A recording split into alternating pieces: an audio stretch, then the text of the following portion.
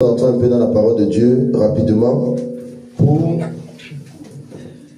comprendre un peu le rôle de l'homme et de la femme. Amen. Amen. Voilà, selon la volonté de Dieu. Le monde peut définir le rôle de la femme comme il veut. Mais nous sommes des enfants de Dieu et nous devons marcher selon la volonté de Dieu. Amen. Voilà. Même si le monde dit que l'homme est égal à la femme, égalité de sexe, égalité de je ne sais pas quoi. Selon le Seigneur, l'homme n'est pas égal à la femme. Amen. Amen. Voilà. L'homme n'est pas égal à la femme. Amen. Amen. Voilà. On ne vit pas selon le monde. Amen. Parce que le Seigneur Jésus lui-même, il appelle le diable le prince de ce monde. Donc tout chrétien qui vit en regardant ce que le monde dit là, lui-même il est en train de regarder ce que son père, qui est le diable, est en train de dire. Amen. Donc nous devons marcher selon la volonté de Dieu. Amen. Amen. Et nous efforcer. Prier pour que le Seigneur nous aide. Parce que c'est vrai que ce n'est pas facile. Mais comme on a dit tout à l'heure en parlant de la Pâque, c'est le Saint-Esprit qui vient en nous pour nous aider à pratiquer la volonté de Dieu. Amen. Le Saint-Esprit vient nous aider à pratiquer la volonté de Dieu. Et nous allons commencer, on va parler juste vraiment de quelques éléments. Quelques éléments. Il y a une femme qui m'a posé une question. Je crois que c'était en semaine. Je vais quand même parler un peu de ça rapidement. Elle me disait pourquoi un homme de Dieu prie pour la bénédiction des mariés. Amen. Amen. Amen. Elle posait la question. Pourquoi un homme de Dieu doit prier pour que le Seigneur puisse unir deux personnes? Pourquoi l'homme de Dieu prie? Gloire à Dieu. Amen. Pendant qu'elle me posait la question, le Seigneur m'a renvoyé dans le livre de Romains. Amen. Le Seigneur m'a renvoyé dans le livre de Romains où il dit que, on va lire ce passage.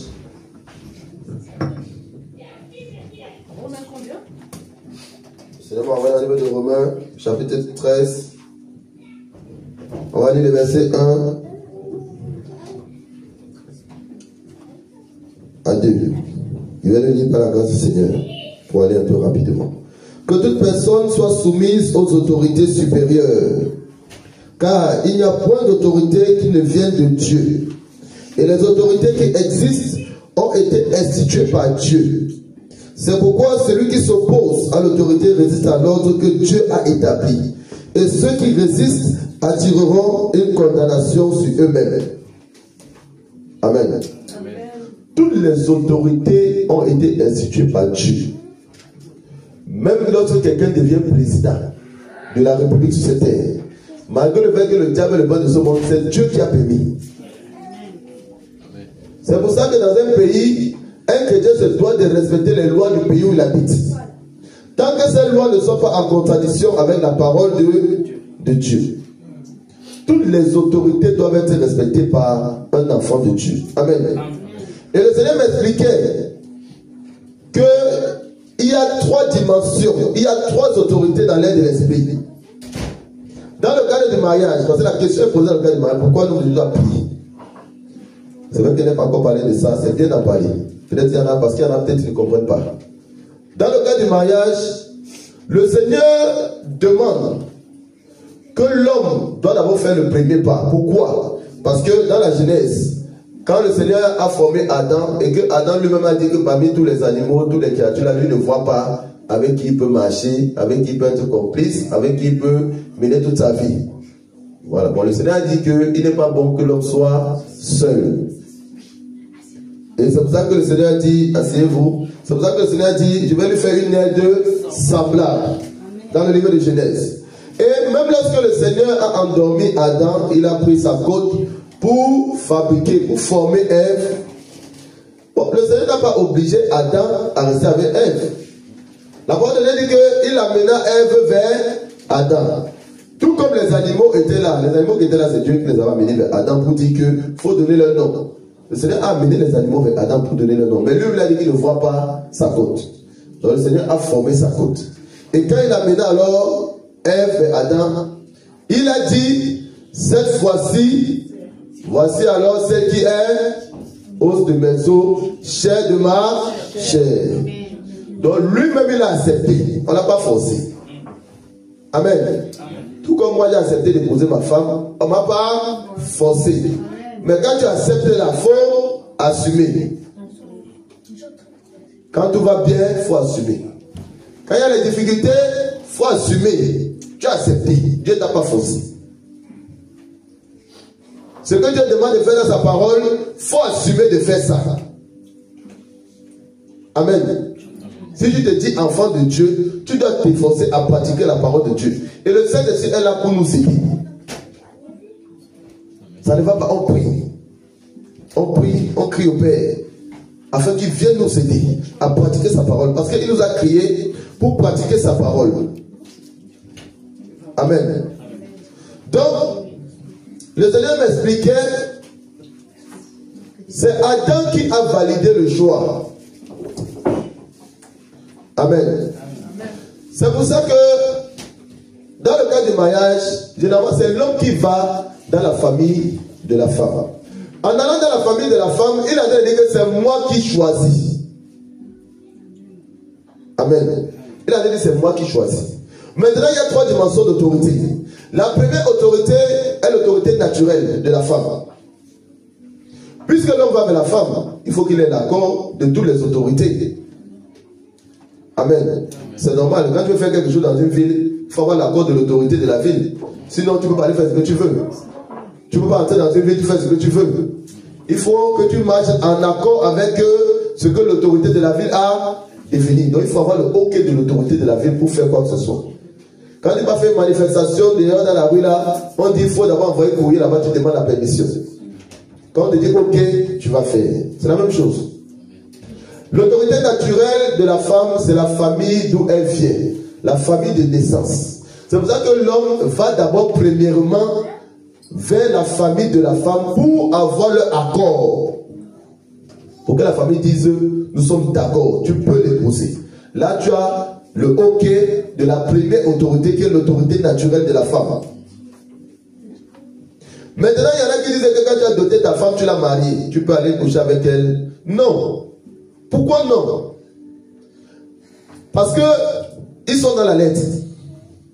Dans la parole de Dieu, dans l'Ancien Testament, lorsqu'on nous parle de la dot a commencé, on a commencé à parler de la dot dans l'Ancien Testament, dans l'Ancienne Alliance. Or, dans l'Ancienne Alliance, il n'y avait pas encore les autorités qui étaient établies aujourd'hui dans la Nouvelle Alliance. Mais la parole de Dieu est un livre qui s'applique dans tous les temps. On a parlé des 3 temps. On a parlé des 3 temps. Amen. Le temps du Père, le temps du Fils du Seigneur Jésus-Christ et le temps de l'Esprit. Amen. On a parlé des 3 temps.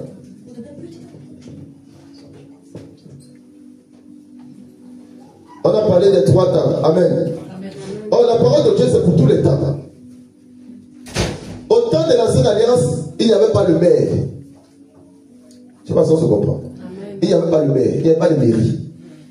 Comme il n'y avait pas de mairie, la seule autorité qui était au temps de l'Ancienne Alliance, c'est quoi? C'était les parents, la famille, l'autorité naturelle de la femme. Et Dieu le Père qui était là. C'est pour ça que dans l'Ancienne Alliance, quand tu avais le OK de la famille de la femme, quand tu avais le OK de la famille de la femme, tu pouvais, en évoquant le Père, considérer que tu es marié. Amen. Nous sommes dans l'ère de l'Esprit.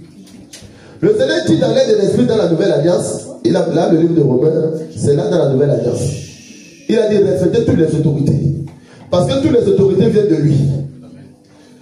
Quand le Seigneur le dit, ça veut dire que l'homme doit toujours respecter la première autorité, qui est l'autorité naturelle de la femme, en allant demander leur OK, leur accord. Ensuite, il y a l'autorité du pays où on habite. Parce que nous sommes soumis aux lois. Si tu habites en France, tu es soumis aux lois de la France. Donc, la question que tu vas poser, il y a 3 questions. La première question, Est-ce que la famille, que dois-je faire pour que la famille de ma future épouse considère que je suis marié avec elle et qu'il n'y a pas de problème? Il faudrait qu'eux ils aient donné leur accord. Que dois-je faire pour que le pays où j'habite considère que je suis marié sans qu'il ne me pose problème? Il faut respecter les lois du pays où tu habites. Le pays où tu habites dit que pour eux là, pour qu'ils considèrent que tu es marié, pour que le président Macron considère que tu es marié, il faut que tu passes devant le maire. Le maire qui est le représentant du pays où tu habites. Pour prendre le OK de la famille de la femme, tu peux avoir son père, qui est le représentant de la famille. Pour la femme, tu peux avoir le père qui est le représentant de la famille. Pour le pays, tu peux avoir le maire qui est le représentant du pays. Pour Dieu, tu peux avoir son représentant. Amen. Je ne sais pas si on se comprend. Amen. Pour Dieu, tu peux avoir son représentant. Amen. Or, un ministre de l'Éternel est le représentant de Dieu sur la terre. Amen. Est l'ambassadeur de Christ sur la terre. Amen. Donc, si tu veux interpeller le Père pour qu'il fasse ton affaire, va voir son représentant. Parce que c'est les lois spirituelles que lui-même il a instituées. Pour les 3 dimensions d'autorité, tu peux voir les représentants. Pour la famille de la femme, tu peux voir le représentant qui est le Père. Pour le pays, tu peux voir le représentant qui est le maire. Et pour le Seigneur, tu peux voir son représentant, qui est ton pasteur. Si tu as l'église, c'est ton pasteur, le représentant du Seigneur Jésus. Tu peux avoir le pasteur pour que le pasteur prie, afin que le Seigneur puisse donner son maître et agir. Amen. Et le Seigneur dit dans Genèse 2, verset 24, l'homme quittera son père et sa mère, s'attachera à sa femme. Et les deux deviendront une seule chair. Donc c'est Dieu qui unit l'homme et la femme.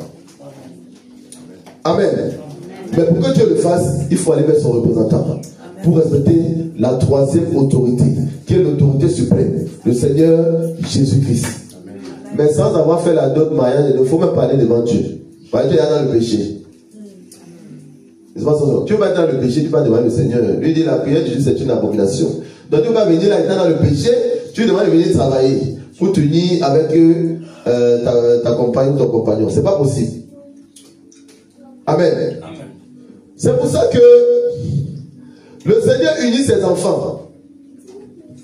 Parce que quand le Seigneur a uni Adam et Ève, il a dit quoi? Quand il a même créé un esprit, il a dit allez dominer, assujettissez. Donc le Seigneur unit l'homme et la femme pour qu'ils aillent dominer le monde des ténèbres, pour qu'ils aillent faire sa volonté, libérer les captifs. Amen. Amen. C'est pour ça que le Seigneur unit l'homme et la femme, pour qu'ils aillent dominer le monde des ténèbres. Si tu n'as pas l'esprit de Dieu, comment tu vas aller dominer le monde des ténèbres? Amen. Amen. Si tu n'as pas l'esprit de Dieu, comment tu vas aller dominer le monde des ténèbres? C'est pour ça que le Seigneur, pour vous unir, tous les deux, vous devez avoir son esprit. Parce qu'il dit dans sa parole, celui qui n'a pas l'esprit de Dieu ne lui appartient pas. Si tu ne lui appartiens pas, tu n'as pas son autorité. Tu ne peux pas dominer, assujettir le monde des ténèbres. Et c'est pas ça qu'on se comprend. Parce qu'on dit qu'il faut que les gens soient délivrés pour qu'on puisse unir, les gens ne comprennent pas pourquoi. Le Seigneur permet qu'ils puissent expliquer ça avant d'entrer dans le rôle de l'homme et la femme. Amen. Le Seigneur unit ses enfants. C'est pour ça qu'un mariage qui est validé par le royaume des cieux, c'est un mariage où l'homme et la femme ont respecté la dot, première autorité naturelle, ont respecté la mairie, l'autorité du lieu où ils habitent. L'homme est délivré, il est un enfant de Dieu, il a reçu l'autorité de Dieu, parce qu'il a l'esprit de Dieu en lui.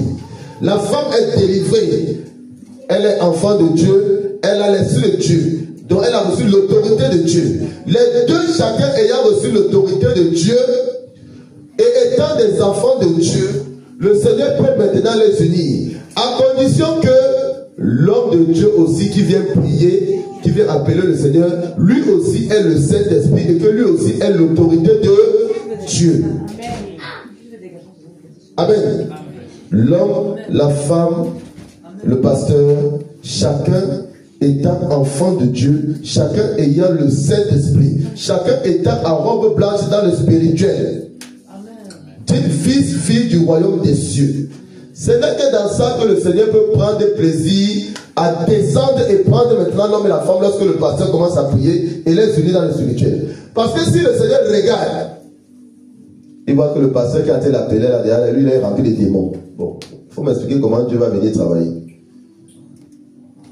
Si derrière le pasteur qui appelle le Seigneur est rempli de démons, quel Dieu va venir travailler dans ça? Si le Seigneur regarde pour venir unir, il voit l'homme et la femme remplis de démons. Bon, Dieu ne va pas regarder le serpent Léviathan qui est en toi, venir te prendre avec le serpent, aller dans son royaume, parce que l'union se fait dans le spirituel. Hein. Là, tout à l'heure, quand on va commencer, on va se retrouver au ciel. Et le Seigneur peut faire la grâce à cette personne de voir ça. Eux-mêmes, ils peuvent les ouvrir les yeux et les montres. On va se retrouver au ciel. Parce que l'union se fait au ciel.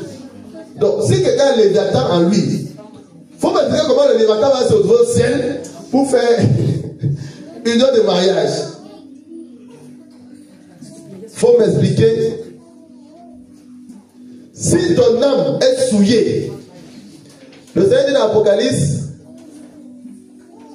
qu'est-ce que le Seigneur dit dans l'Apocalypse? Aucune impureté n'entrera dans son royaume. Aucune souillure. Quand nous allons commencer, le Seigneur va nous transporter en esprit et nous amener dans son ciel. Pour que l'union se fasse. Ça veut dire que si mon âme n'est pas propre, si l'âme de l'homme et la femme, on ne peut pas se retrouver tous les trois au ciel. Pour que le Seigneur fasse l'union. Donc on comprend qu'il y a des conditions. Pour que la volonté de Dieu se fasse, il y a des conditions.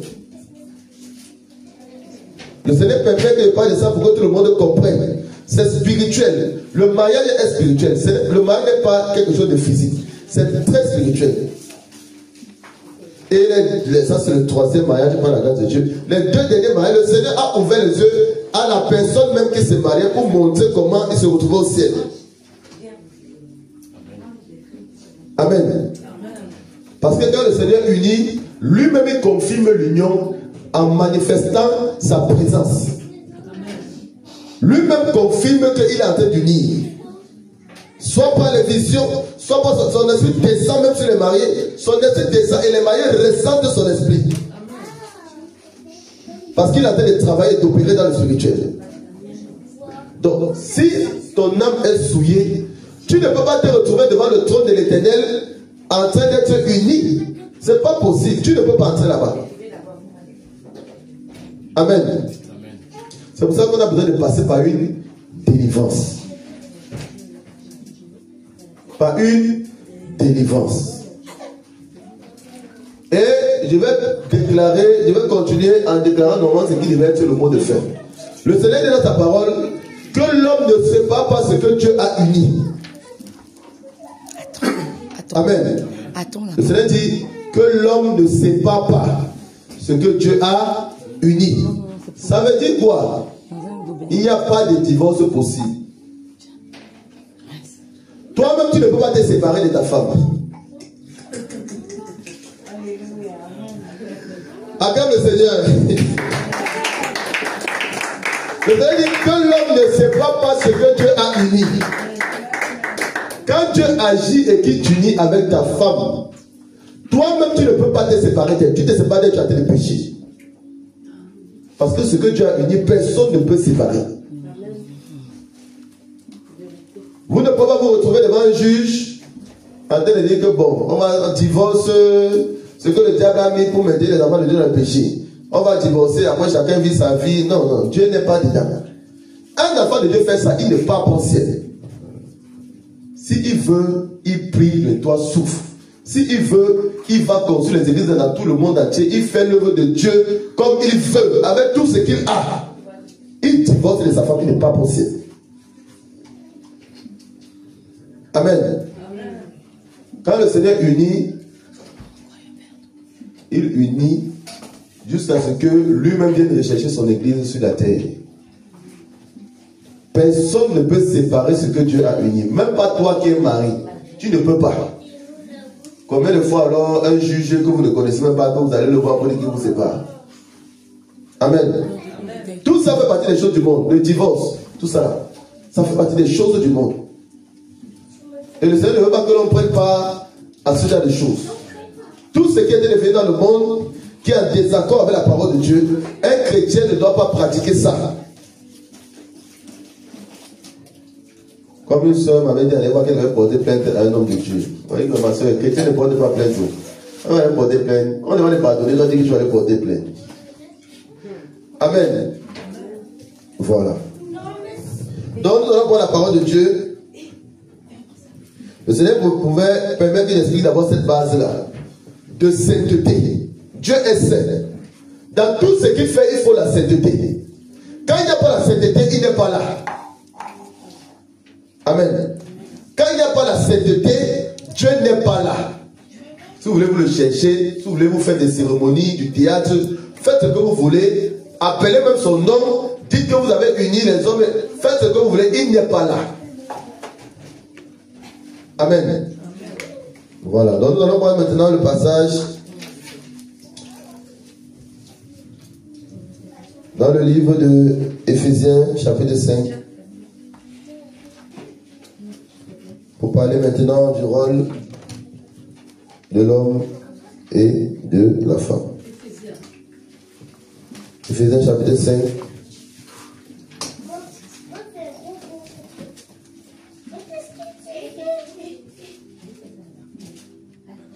À partir du verset 22, je vais le lire et on va avancer.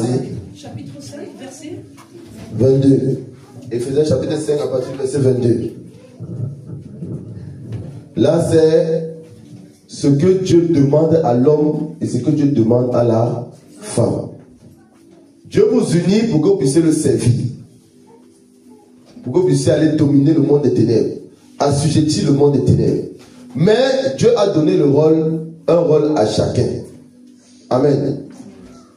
Et ce rôle a été défini depuis la Genèse. Parce que depuis la Genèse, le Seigneur a créé l'homme. Et c'est après qu'il a créé la femme.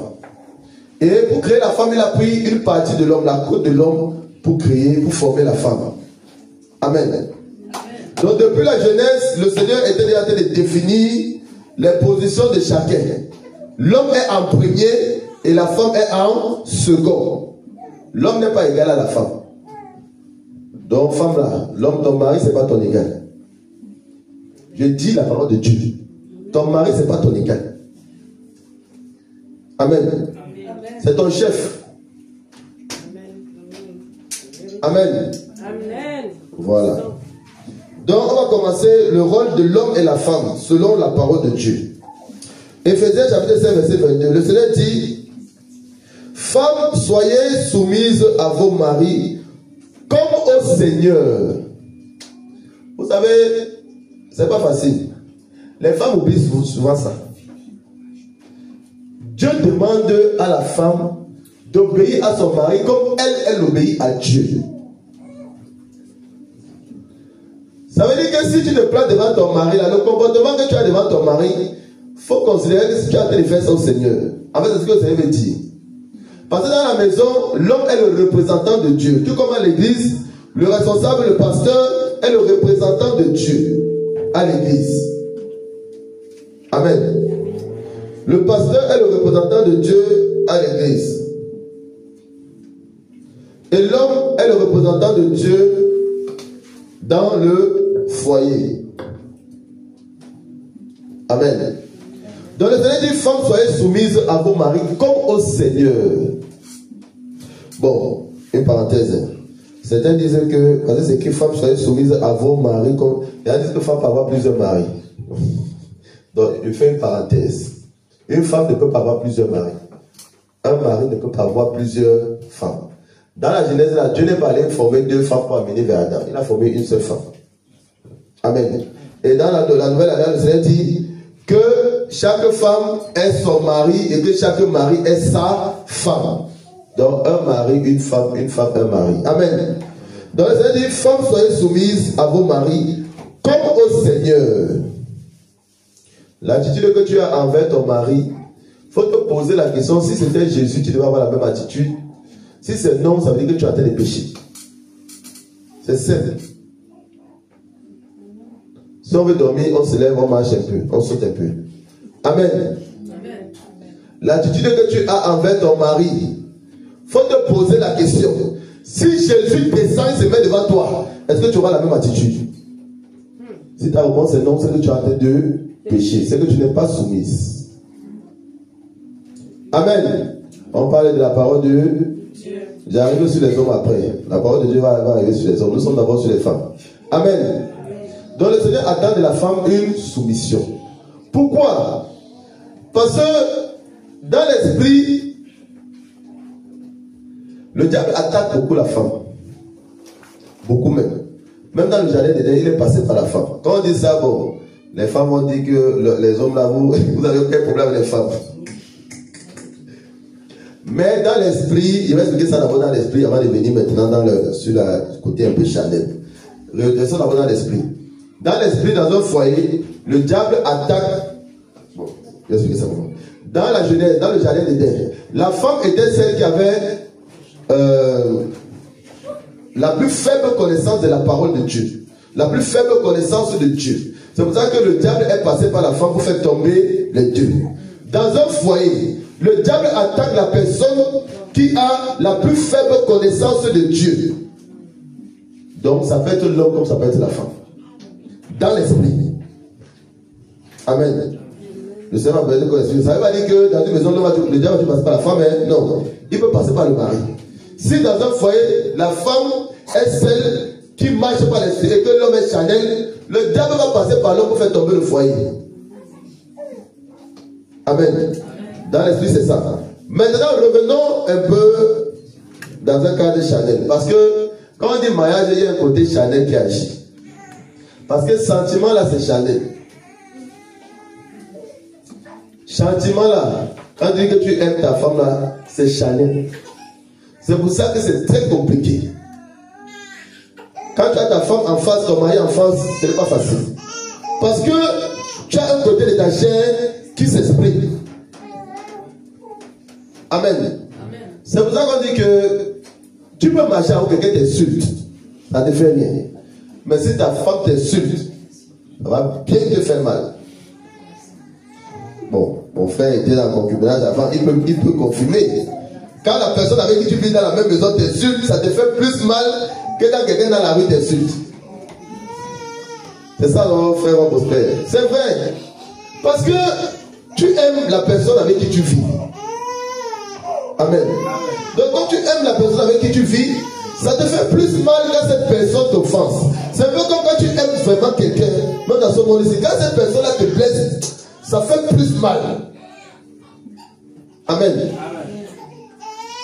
Voilà. Donc, le Seigneur demande à la femme totale soumission à son mari. Selon le Seigneur, une soumission selon le Seigneur. Ça veut dire que ton mari ne doit pas t'amener à pécher. Tu dois pas être soumis à ton mari dans le péché. Tu dois pas être soumis à ton mari dans la désobéissance à Dieu. Parce que Dieu est votre autorité à tous les deux. Amen.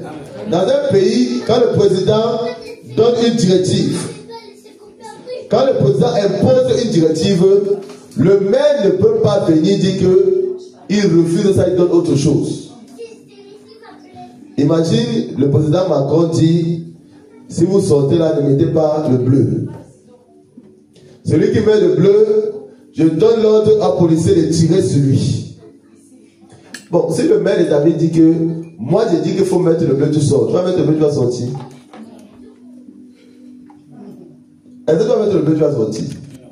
Tu vas lui dire que mon frère, bon, je t'aime bien, mais celui qui a dit qu'on ne met pas le bleu là, lui peut appeler, maintenant il dit qu'on tire sur moi. Amen. Parce qu'il est son autorité. Dieu est l'autorité de l'homme. Donc la femme doit être soumise à l'homme selon la volonté de Dieu, selon la parole de Dieu. Amen. Amen. Voilà. Mais quand une femme regarde son mari, elle ne doit pas regarder son mari comme quelqu'un qui est son égal. L'homme n'est pas ton égal. C'est ton chef. Amen. Que ça te plaise ou pas, c'est ton chef.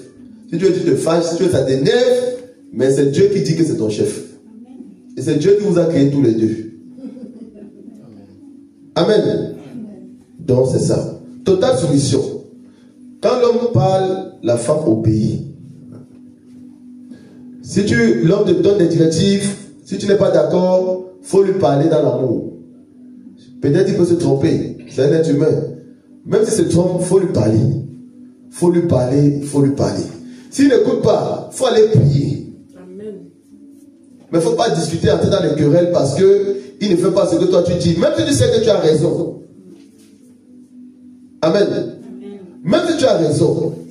Mais parce que Dieu est dans votre foyer, si tu as raison et que tu sais que ton mari est en train de prendre un mauvais choix, tu lui parles, il n'écoute pas, va prier. Le Seigneur va lui mettre à cœur de venir le lendemain et dire que bon, on va faire ce que tu as dit. Parce que tu as prié. Et le Seigneur est venu agir. Parce qu'il est avec vous. Parce qu'il est au milieu de vous. Parce qu'il est dans votre maison. Amen. Amen. C'est ça. Il ne s'agit pas que quand l'homme donne les directives, toi la femme, tu commences à... Parce qu'il ne fait pas ce que tu veux t'énerver, ou tu l'abandonnes, ou tu le laisses, ou tu boudes. Tu fais ça dans les péchés. Tant que l'homme te donne une directive qui ne te fait pas tomber dans la désobéissance, tu es dans l'obligation de faire ce qu'il dit. Sinon, tu lui parles dans l'amour, ou bien tu vas prier. Mais tu ne peux pas entrer en confrontation avec l'homme parce que tu dis qu'il est dans le désordre, ou bien il a pris un mauvais choix. Non. Dieu est tout puissant. Dieu est tout puissant. Amen. C'est pour ça qu'on dit, c'est un serviteur et un servant de Dieu qui doivent se marier. Parce que l'homme ayant le Saint-Esprit en lui, c'est plus facile. Lui-même va s'efforcer à marcher dans l'obéissance totale à la parole de Dieu. Ce qui fait que la majorité des choix qu'il doit prendre seront des choix qui sont conformes avec la parole de Dieu. Et même lorsqu'il prend un mauvais choix, si vraiment dans l'amour tu viens lui parler, parce que lui-même a le Saint-Esprit en lui, qui le force à marcher dans la sainteté, le Saint-Esprit en lui va lui faire comprendre que bon, là il a tort. Et il va même se rabaisser, te demander même pardon s'il est offensé. Parce qu'il a l'esprit de Dieu en lui. Parce que c'est pas parce que l'homme est chef de la famille que ça veut dire qu'il doit dominer, oppresser la femme. Non. Chacun doit respecter l'autre. L'homme doit respecter la femme. Même s'il est le chef, il doit respecter la femme. Il doit écouter sa femme, même s'il est le chef. Parce que Christ, on va arriver sur l'homme bien après. Amen. Donc c'est ça la volonté de Dieu pour la femme. La femme ne doit pas être dans les querelles avec son mari. C'est ma femme qui m'avait posé la question. Pourquoi Dieu, par rapport à la femme, il dit que femme doit être soumise? Il ne dit pas ça à l'homme. C'est une bonne question. Amen. Pourquoi Dieu dit que c'est à la femme qu'elle doit être soumise et non à l'homme? Parce que dans sa nature, elle n'est pas soumise. S'il lui dit de se soumettre, c'est qu'en elle, déjà, elle... Voilà. Amen. C'est ça. Parce que la femme dans sa nature a un problème de soumission. Je l'ai dit, quand elle m'a posé la question, le Seigneur m'a répondu. En fait, bon, parfois ça me fait la grâce quand on me pose des questions sa parole, il répond. Amen. Et le Seigneur m'a répondu ça. Quand le Seigneur dit femme soit soumise, ce n'est pas que la femme ne doit pas faire autre chose. Elle doit faire autre chose. Mais quand il pointe le doigt sur la soumission, c'est parce que c'est son problème. Même dans le monde, on dit que c'est sur le problème qu'on pointe le doigt. C'est parce que c'est le problème de la femme. Et ça, c'est un problème qui ne peut être résolu que par le Saint-Esprit. Parce qu'une femme qui n'a pas le Saint-Esprit, soumission là, tu vas chercher, hein, tu vas prier là. La sirène des eaux va la saisir comme ça là. Les moments de colère que tu vas encaisser dans ta maison là, tu seras choqué. Parce que même quand la sirène des eaux vient, qu'est-ce qu'elle fait? Elle fait tout pour amener la femme dans la rébellion. Pour amener la femme dans les disputes. Pour toujours que la femme refuse l'autorité de l'homme. Amen. C'est pour ça que pour une femme qui a le Saint-Esprit, mon ami, comme le verset dit, si tu épouses une femme qui n'a pas le Saint-Esprit, attends-toi à tout. Attends-toi à tout. Il avait même pris l'exemple d'une sœur, bon, une femme qui avait confessé. Elle avait pris ses excréments séchés, écrasés, mis dans la nourriture de l'homme avec qui elle habitait.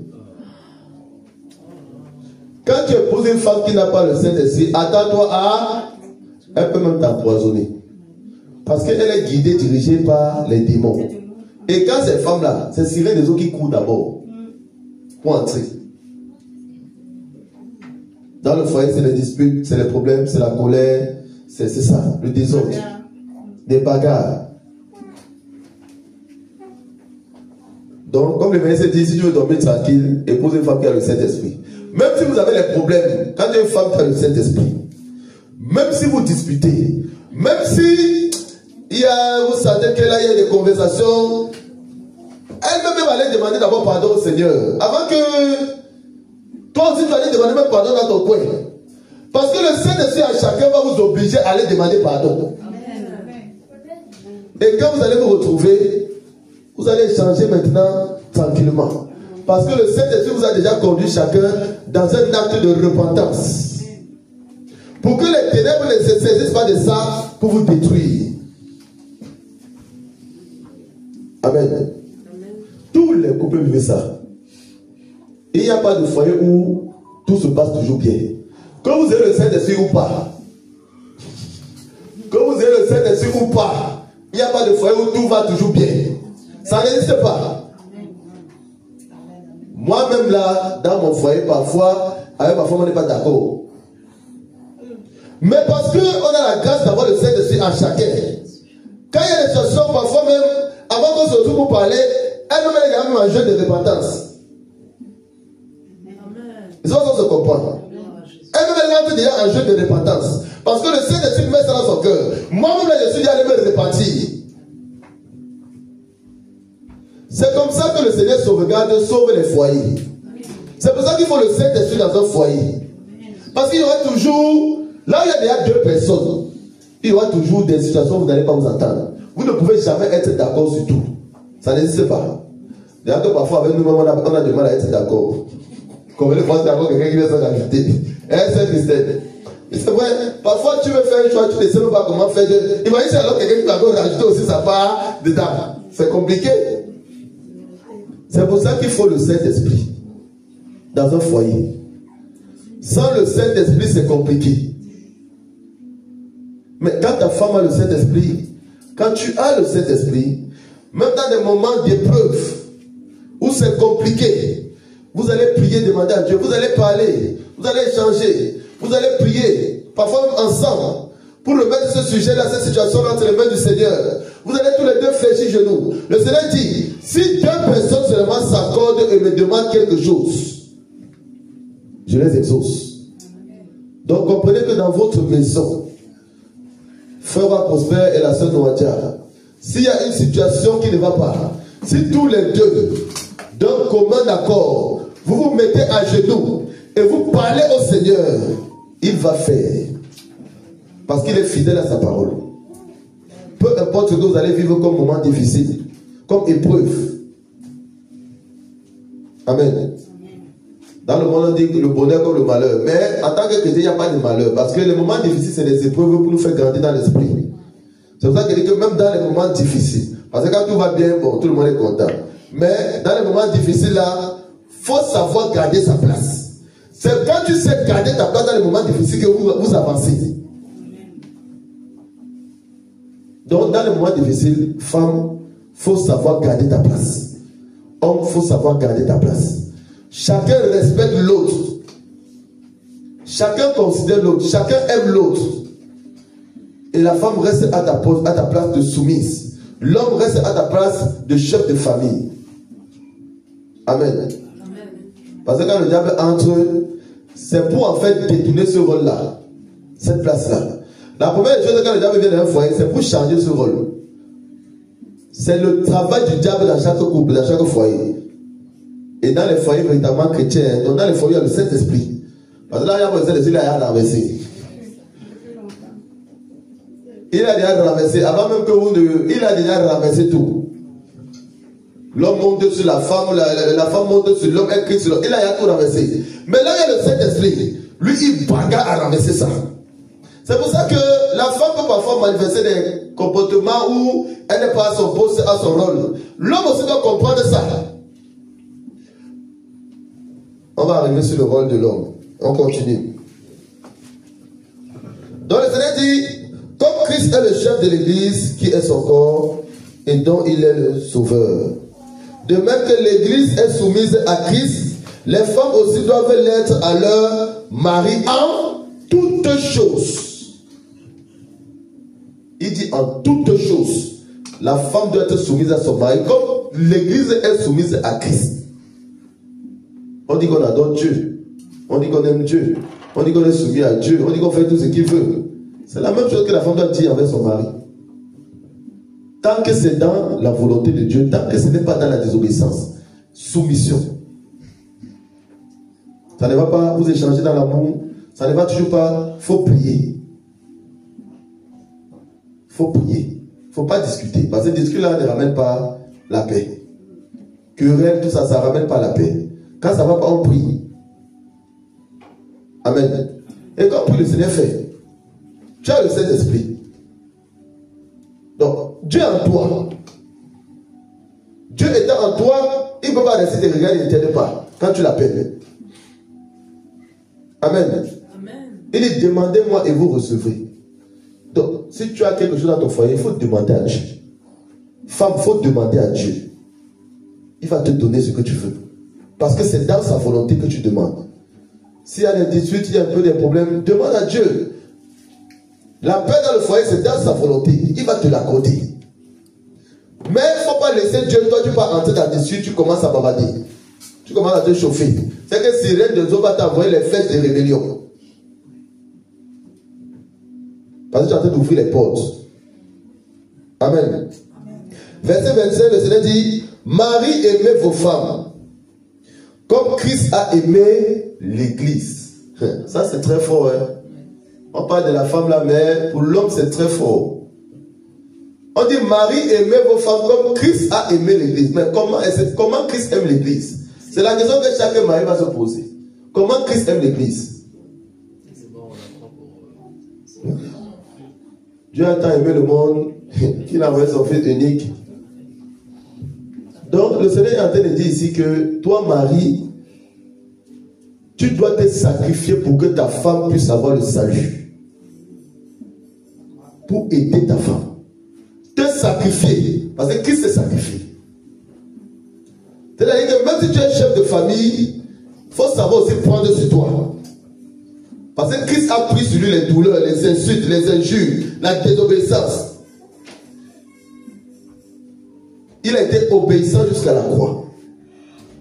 Donc un mari se doit d'être rempli d'humilité. C'est clair que tout le monde doit être humble. Mais le mari doit être vraiment plus humble. Parce que le problème de la femme, c'est la soumission. Donc ça peut arriver qu'elle manifeste des comportements, des paroles, des attitudes, en attendant que le Saint-Esprit qui est en elle la travaille encore davantage. Parce que la soumission aussi, il y a des étapes, il y a des niveaux de soumission. Lorsqu'on vient d'être délivré, on n'est pas totalement soumise selon le Seigneur comme il veut. Non. Mais le Saint-Esprit en la femme va travailler cette soumission. Et avec le temps, elle va devenir de plus en plus soumise. Donc l'homme doit être patient. L'homme doit être humble. Parce que quand il va recevoir aussi des choses qui sont contre la soumission, il faut qu'il sache encaisser. Parce que quand on était dans le monde, on vivait dans le péché, on insultait Dieu par nos péchés. Le Seigneur était patient. On l'insultait. On était dans la fornication, dans la prostitution. Il était patient. Ça lui faisait mal. Parce qu'on était désobéissant. On n'était pas soumis à lui. Mais il était patient.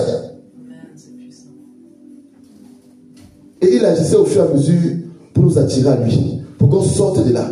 Donc même si ta femme tombe dans des comportements qui ne sont pas bons, toi ton rôle c'est de l'aider à sortir de là.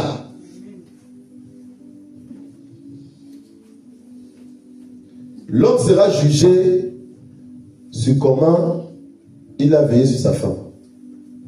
Ça fait partie des points de jugement de l'homme.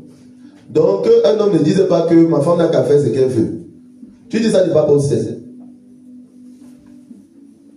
Parce que tu seras jugé sur comment tu t'es comporté avec ta femme. Est-ce que tu as tout fait pour qu'elle soit sauvée? Parce que Christ a tout fait pour sauver l'Église jusqu'à la croix. Toi, est-ce que tu as tout fait? Donc, chaque homme n'a qu'à réfléchir. C'est pour ça qu'un homme là, dans sa tête, lui, il doit travailler pour que sa femme soit sauvée. Donc, peu importe le caractère de sa femme, peu importe la nature de sa femme, elle a déjà l'Esprit de Dieu qui va l'aider à la transformer. Toi, maintenant, permets que le Seigneur puisse bien travailler en elle, en jouant ton rôle. Amen. Donc, le salut de ta femme dépend aussi de toi. Le salut de ta femme dépend de toi. Parce qu'elle a un problème qui est la soumission. Que le Saint-Esprit est venu pour travailler. Toi, mets-toi dans les conditions pour aider le Saint-Esprit. Pour ne pas bloquer le travail que le Saint-Esprit est en train de faire. Tout comme lorsqu'on vient au Seigneur, nos mauvais caractères ne sont pas encore partis. Mais le Seigneur reste patient. Il nous travaille. Il nous fait évoluer davantage. Il nous brise davantage pour nous amener vers la perfection. Ça, c'est le travail de Christ par rapport à son Église. C'est le même travail que l'homme doit faire par rapport à sa femme. Amen. C'est pas facile. Ta femme peut te crier dessus. Ça peut t'énerver. Parce que, bon, c'est ta femme. Elle est censée être obéissante. Mais même s'il arrivait qu'elle te crie dessus, tu es le chef de la famille. Donc, s'il y a des autres dans la famille, là, c'est toi qui es le responsable. Parce que quand on dit chef, c'est responsabilité aussi. Donc, même si elle faute, fais tout pour arranger la situation. Fais tout. Parce que Christ a tout fait pour nous sauver.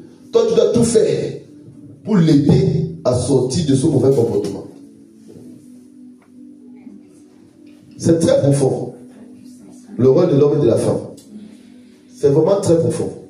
Ce n'est pas seulement ma femme est belle, elle est jolie, elle est comme je veux, elle a les formes et tout. Et tout. Est-ce que Dieu a parlé des formes ici?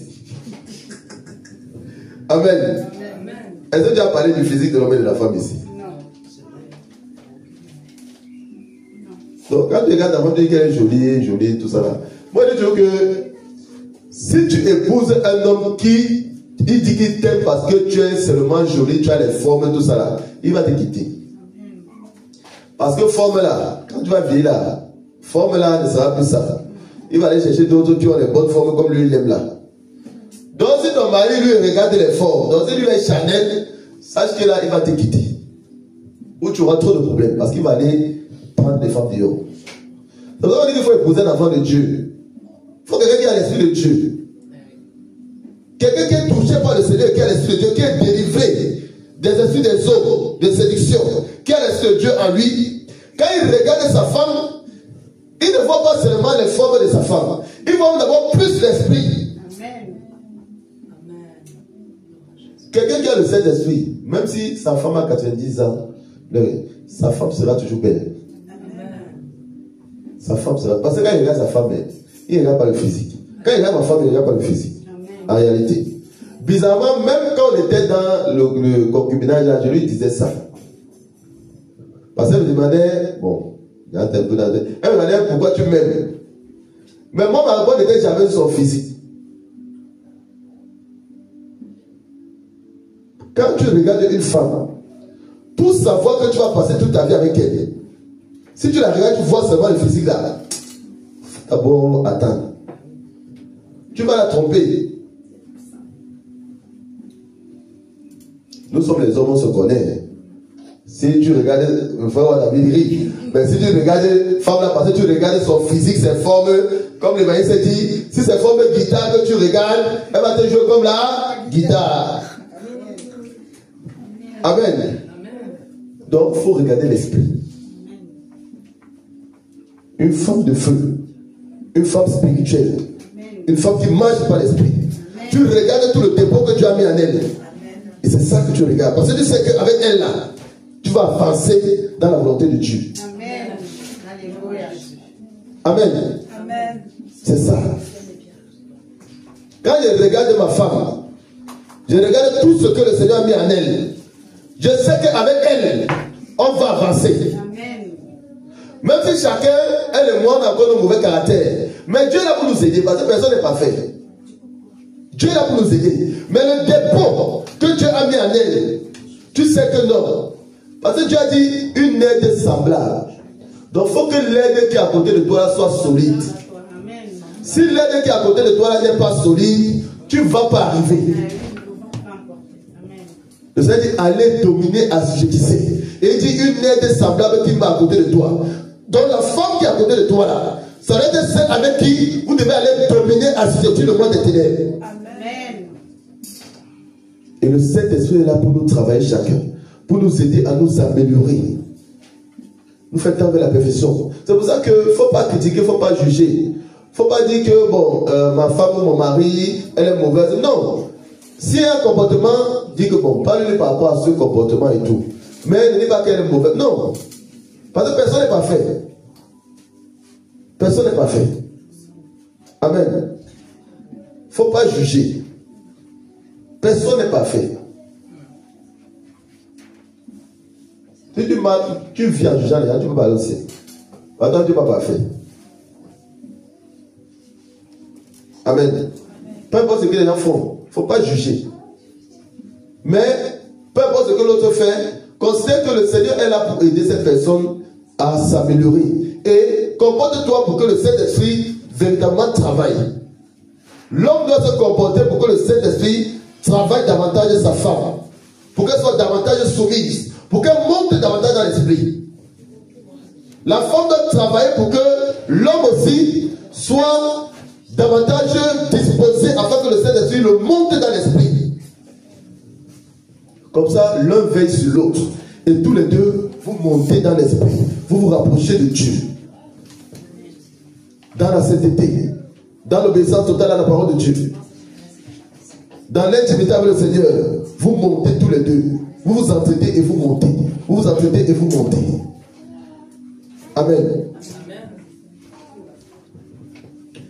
Le Seigneur dit, c'est ainsi que les maris doivent aimer leurs femmes comme leur propre corps. Celui qui aime sa femme s'aime lui-même. Car jamais personne n'a haï sa propre chair, mais il la nourrit, il en prend soin, comme Christ le fait pour l'Église. Il en nourrit, il en prend soin, comme Christ le fait pour l'Église. Ça, c'est la volonté de Dieu pour l'homme et la femme. Et le Seigneur dit dans sa parole que le lit conjugal soit exempt de toute souillure. C'est-à-dire que sur le lit conjugal, il faut faire attention sur ce qu'on fait. Amen. Il ne faut pas faire position du monde, il ne faut pas faire comportement, réaction du monde. Amen. Oui, oui, la sainteté en tout. La pureté en tout, c'est ça la sainteté. C'est ça la pureté. Amen. Toi, femme, tu as don de guérison sur les mains. Quand on regarde tes mains dans le spirituel, il y a le feu. Il faut savoir que tes mains là ne vont pas aller n'importe où. C'est ça la sainteté. Amen. Amen. Quand je suis avec ma femme, je fais attention où mes mains vont. Parce que mes mains là imposent, tu imposes les mains aux gens. C'est pas ce qu'on comprend. J'impose les mains aux gens. Donc je dois faire attention à ce que ma main fait. Dans toute situation, même si je suis avec ma femme au lit là, je fais attention. C'est ça la sainteté. Sinon tes mains seront souillées. Il va falloir que bon, tu pries, tu te répands pour que le Seigneur lave et purifie tes mains. Mais tu peux souiller tes mains. Étant celui conjugal, tu peux souiller tes mains. La même chose avec l'homme et la femme. On fait attention où nos mains se baladent. Parce qu'on peut souiller nos mains. On peut souiller nos bouches. Amen. On peut souiller nos bouches, on peut souiller nos mains. Que le lit conjugal soit exempt de toute souillure. Il ne faut pas aller faire des positions bizarres. L'homme suit la femme. Vous faites le travail. Et le Seigneur envoie ses prophètes et ses prophétesses. Amen. Amen. Quand on dit exemple de tout souillure, c'est-à-dire que le Seigneur ne veut pas de souillure sur le lit conjugal. Qu'est-ce qui peut souiller le lit conjugal? C'est les positions du monde. Qu'est-ce qui peut souiller le lit conjugal? Voilà, c'est tout comportement, toute attitude bizarre des choses du monde là. Toutes les pratiques qu'on faisait dans le monde là. Dieu ne veut pas ça. Amen. Dieu ne veut pas ça. Donc, ça c'est important. Parce qu'avec ça, on peut se souiller. Si on ne fait pas attention, on peut se souiller. Amen. Donc, le Seigneur a défini là le rôle de l'homme et la femme. Sachant que tous les deux doivent s'aimer. Quand ça dit que mari aime vos femmes, ça ne veut pas dire que la femme ne doit pas aimer son mari. Non. La femme doit aimer son mari. Mais le Seigneur sait que la femme, comme je disais, quand il dit à ma femme, Dieu m'a dit que la femme n'a pas un problème pour aimer le mari.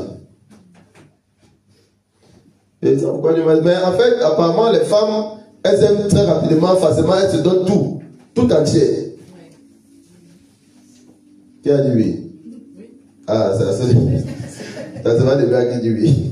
L'homme, contrairement, il a du mal à aimer. Voilà, l'homme a du mal à... Et c'est vrai. C'est lui qui nous a créé, il nous connaît. C'est pour ça que là, Dieu pointait du doigt le problème de chacun. De la femme avec la soumission et de l'homme avec la manifestation de l'amour de Dieu envers sa femme. Amen. Pourquoi? Parce que l'homme a été créé de la terre. L'homme est dur. L'homme a été créé de la terre. La femme a été créée de la côte. La femme est sensible. Ce qui fait qu'avec cette sensibilité que Dieu a mis à la femme, quand il y a un sentiment qui vient, elle est totale. Elle se donne tout. Tout entier. Amen. Mais le mari, vraiment, pour qu'il aime sa femme jusqu'à... Vraiment, c'est pas facile. Il va aimer sa femme, respecter sa femme et tout, mais pas au niveau où Dieu veut. Mais Dieu veut qu'il atteigne ce niveau. Parce qu'il est chef de foyer. Il est le responsable. Donc il est responsable de... Est-ce qu'il y a la paix dans la maison? Est-ce qu'il y a la joie dans la maison? Est-ce que dans la maison tout est à l'aise? Tout le monde est à l'aise? Amen. Donc c'est ça. La femme peut avoir des choses qu'elle aime, que l'homme, bon, lui, s'en fout. L'homme peut avoir des choses qu'il aime, que la femme, bon, elle s'en fout de ça. Mais l'homme doit veiller à ce que la femme aussi soit à l'aise. Comme je disais hier au frère David, parce que le frère David me disait, si je veux me marier, pasteur, vraiment, les décorations là, faut laisser. Tu pries, tu nous unis dans le spirituel, le Seigneur nous unit dans le spirituel, et c'est bon, c'est terminé. J'ai dit, frère roi David, on ne se marie pas seul. Qui t'a dit que ta future épouse elle va te dire qu'elle ne veut pas de décoration? Amen. Amen.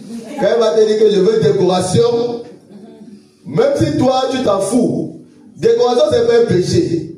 Donc pour qu'elle soit à l'aise, pour qu'elle soit contente, tu lui accordes ça. C'est ça, comme ça qu'on aime sa femme. Tant que c'est pas un péché, tu lui accordes. Pour qu'elle soit à l'aise, elle soit contente, elle va se sentir considérée. Amen. Les femmes aiment se sentir considérées. Je dis ça parce que moi, j'ai une femme, moi j'ai une femme. Donc moi, je sais. Les femmes aiment se sentir considérées. Et ça, c'est vrai, même dans le monde. C'est pour ça que dans le monde, généralement, c'est l'homme qui offre les cadeaux à la femme, il offre les bijoux à la femme. Parce que la femme aime se sentir considérée, aime se sentir aimée. Amen. Puisque Dieu a mis ça à la femme. Donc nous on peut s'en foutre, mais il faut qu'on comprenne ça. Amen. Il y a des choses que si ta femme ne dit pas, toi tu peux pas. Hier, ma femme m'a dit, il faut, au frère David, il faut le raser.